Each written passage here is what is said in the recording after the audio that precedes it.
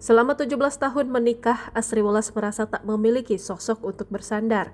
Setelah resmi bercerai dari Galih Reda, Asri Welas menyadari selama ini dirinya tak memiliki orang untuk berkeluh kesah.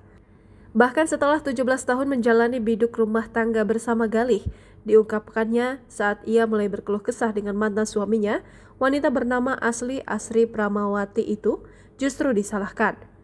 Yang paling berat dalam pernikahan itu sebetulnya adalah lu berdua tapi rasanya sendirian.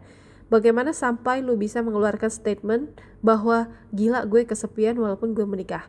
Tanya Melanie Ricardo pada Asri dalam obrolan di podcast mereka dikutip pada Rabu 25 Februari 2025. Asri menjawab bahwa pernikahan itu memerlukan peran dua orang. Menikah itu takes two tango. Kalau kita bebannya capek, kita bisa cerita ke dia.